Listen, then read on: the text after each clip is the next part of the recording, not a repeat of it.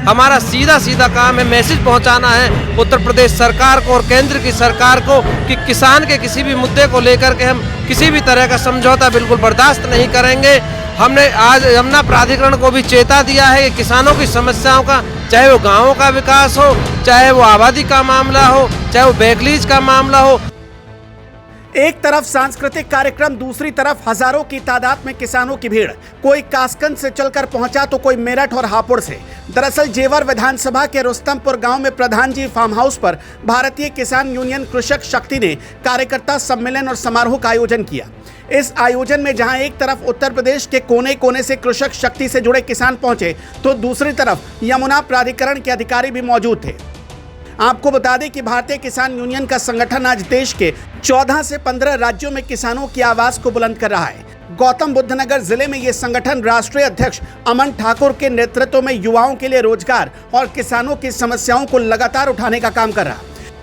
कृषक शक्ति के इस किसान सम्मेलन और समारोह का आयोजन राष्ट्रीय महामंत्री रंजीत नंबरदार की तरफ से किया गया। इस मौके पर कृषक शक्ति से जुड़े तमाम कार्यकर्ताओं का राष्ट्रीय अध्यक्ष अमन ठाकुर और राष्ट्रीय महामंत्री रंजीत नंबरदार ने प्रतीक चिन्ह देकर स्वागत किया। इस मौके पर महिला प्रकोष्ठ की राष्ट्रीय अध्यक्ष रश्मि सिसोदिया जी और कृषक शक्ति के प्रदेश अध्यक्ष जितेंद्र सिंह भी मौजूद थे। इस समारोह में मुख्य अतिथि के तौर पर यमुना प्राधिकरण के ओएसडी शैलेंद्र कुमार सिंह, मथुरा जिले के एचके भदौरिया और समरपाल चौहान मौजूद थे। तमाम अतिथियों का राष्ट्रीय अध्यक्ष अमन ठाकुर ने पगड़ी बांधकर स्वागत किया। इस दौरान हजारों की भीड़ में अमन ठाकुर ने यमुना प्राधिकरण के ओएसडी शैलेंद्र कुमार सिंह के सामने किसान व युवाओं की समस्याओं को उठाया। इस दौरान ओएसडी शैलेंद्र कुमार ने इन समस्याओं को जल्द से जल्द निस्तारण का वादा किया। इस मौके पर कृषक शक्ति के तमाम कार्यकर्ताओं ने राष्ट्रीय अध्यक्ष अमन ठाकुर और राष्ट्रीय महामंत्री रंजीत नंबरदार का पगड़ी बांधकर जोरदार स्वागत किया।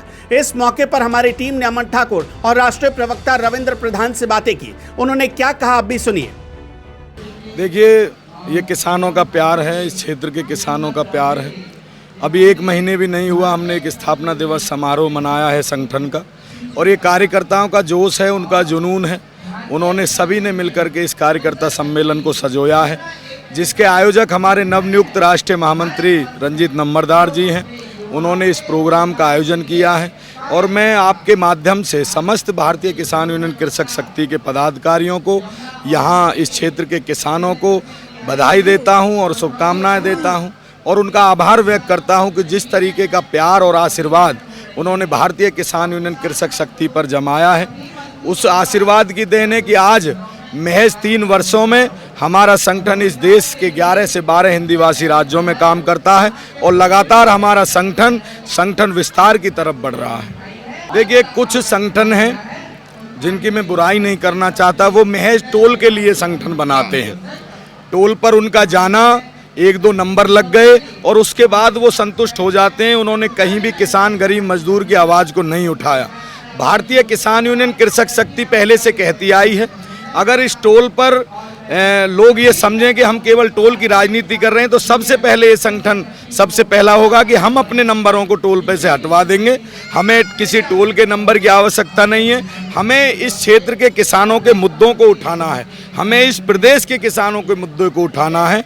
हमने मुद्दे उठाए भी हैं। आपने भी अभी देखा होगा, ओएसडी शैलेंद्र जी आए, स्थानीय नौजवानों के रोजगार की मांग को लेकर जो लड़ाई हम लड़ रहे हैं, उस मांग को हमने मजबूती से उनके सामने उठाया और उन्होंने भरोसा दिया किसानों को कि हम आपके संगठन के बीच आए हैं और अब 40% नहीं, 40% से भी ज़्यादा यहाँ के नौजवानों को रोजगार दिया जाएगा।